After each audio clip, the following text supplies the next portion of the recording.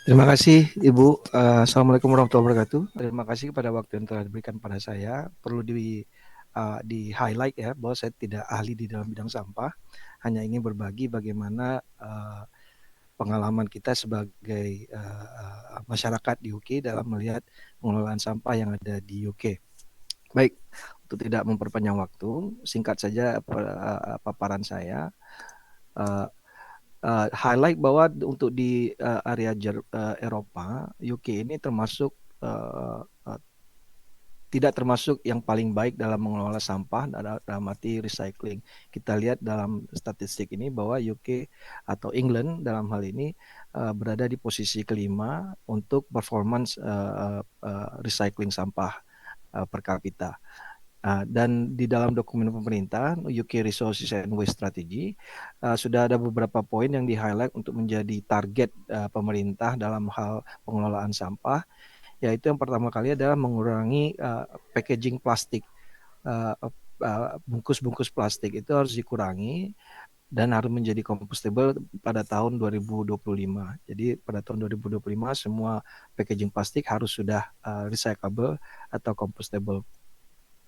Kemudian mengurangi sampah makanan yang dibuang ke landfill pada tahun 2030. Kemudian mengeliminasi sampah plastik uh, untuk 25 tahun environmental plan, dan kemudian menggandakan productivity resource yang ada pada tahun 2050 dan menghilangkan sama sekali avoidable waste atau sampah yang bisa dihindari, untuk segala macam sampah yang bisa dihindari pada tahun 2050. Nah, untuk mengoleksi sampah sendiri serupa dengan teman-teman lain di Jerman, Inggris dan Jerman, Jepang dan Kanada yang sudah disampaikan. Untuk koleksi sampah domestik terutama ada curbside collection, yaitu koleksi sampah yang diambil dari rumah ke rumah yang kita buang atau kita tumpuk dalam bin, dalam tong sampah.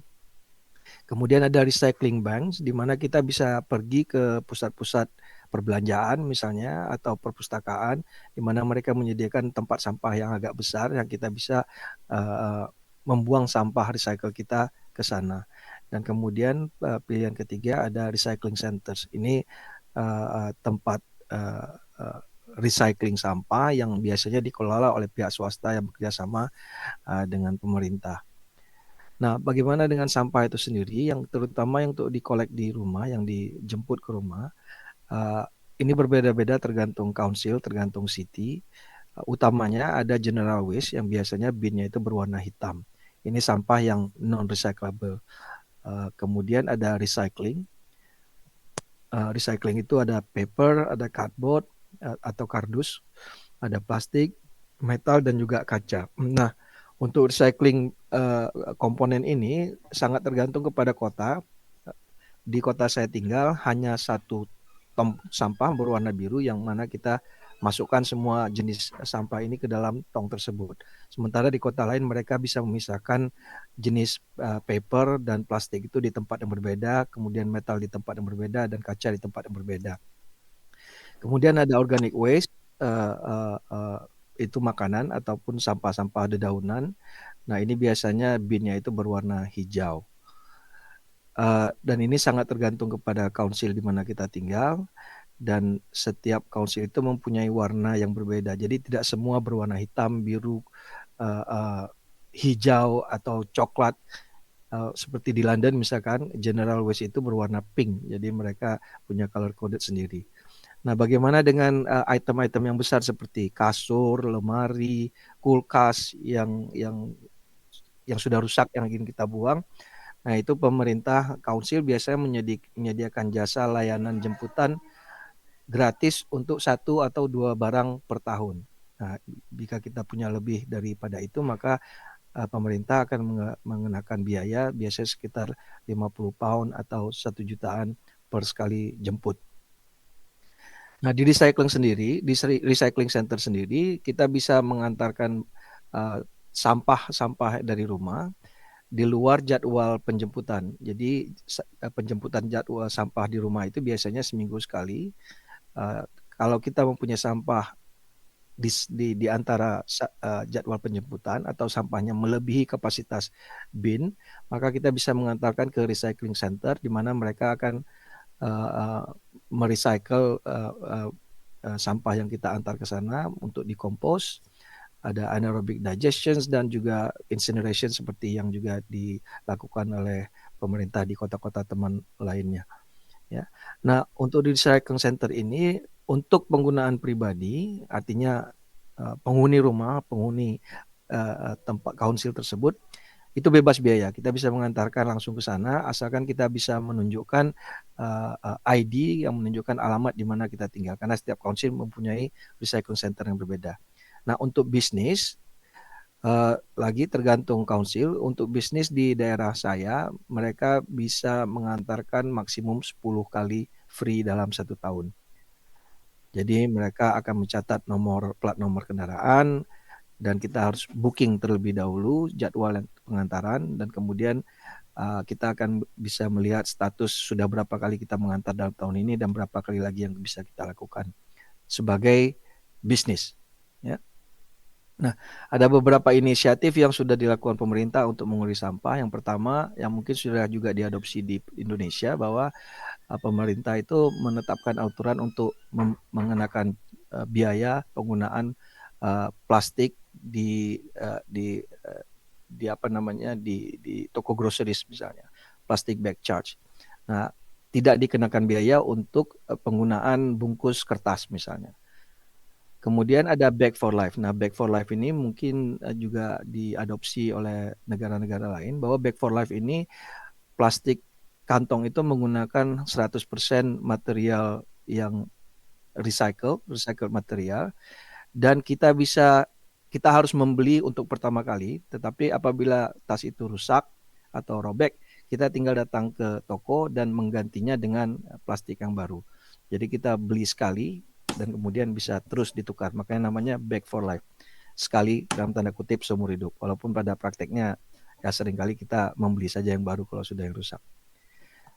Kemudian diskon untuk menggunakan reusable cups in coffee shop. Contohnya ada Costa, Starbucks, dan hampir semua coffee shop sekarang ini menyediakan atau memberikan diskon apabila kita membawa cup kita sendiri atau kita membeli reusable cups dari mereka. Ini salah satu insentif untuk penggunaan mengurangi sampah. Dan untuk minuman juga water refill fountain, yaitu keran air minum tersedia di tempat-tempat umum di mana kita tinggal mengisi. Ini untuk mengurangi pembelian aqua botol ya.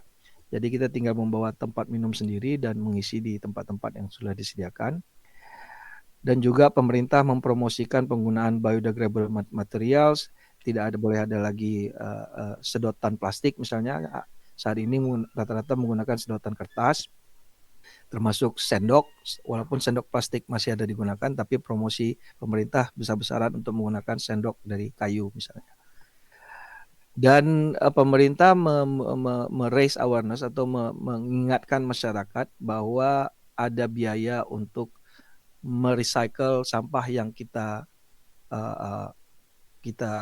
produksi ya. Misalkan saat kita mengganti ban mobil, maka di dalam biaya komponen penggantian ban mobil akan tercantum bahwa sekian pound itu adalah untuk biaya disposing atau biaya merecycle ban kita. Termasuk misalkan kita membeli TV baru, maka akan di-highlight bahwa sekian pound itu adalah untuk merecycle TV kalau kita meminta penjual TV untuk menjemput TV kita yang lama. Jadi walaupun mungkin hanya kecil, tapi ini di-highlight bahwa ada loh biayanya, ada loh konsekuensinya, dan itu bagus untuk merubah mindset masyarakat.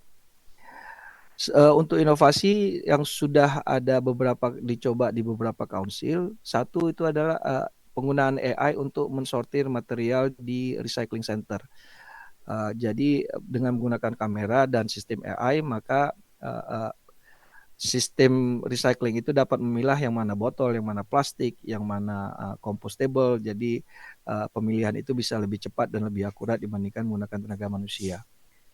Kemudian ada sensor yang diletakkan di tong sampah yang bisa mengirim informasi kepada council bahwa berapa berat sampah yang sudah ditumpuk di dalam bin tersebut. Dan ini membantu untuk mengatur jadwal penjemputan misalkan ya, untuk merencanakan berapa banyak truk yang akan datang di daerah tersebut dan sebagainya. Dan satu lagi yang sudah diuji coba di Liverpool misalnya menggunakan underground bin. Jadi untuk daerah-daerah padat, daerah-daerah perkotaan yang mungkin agak repot untuk atau tempatnya tidak muat untuk meletakkan bin yang besar, maka bin itu diletakkan di bawah tanah, semacam kontainer yang akan dikosongkan secara teratur saat itu sudah penuh. Ya, dan juga satu hal lagi yang mungkin menjadi hal unik di Inggris ini yaitu untuk mengurangi sampah domestik, peran yayasan atau peran charity itu sangat besar. Mungkin tidak untuk makanan, tetapi misalkan untuk pakaian, untuk furniture, kita bisa menyumbangkan ke yayasan, di mana yayasan itu nanti akan menjualnya kepada pihak-pihak lain yang membutuhkan. Jadi tidak langsung ke tong sampah, tidak langsung ke landfill, dan ini misalkan bisa termasuk buku-buku anak-anak, bisa termasuk pakaian, bisa termasuk sepatu misalkan. Jadi daripada membuang ke landfill, kita sumbangkan ke charity dan mereka akan memilih mana yang layak untuk dijual dan uangnya akan dipakai untuk kegiatan kemanusiaan. Saya rasa itu saja cukup untuk waktu yang diberikan kepada saya 10 menit. Mudah-mudahan bisa menambahkan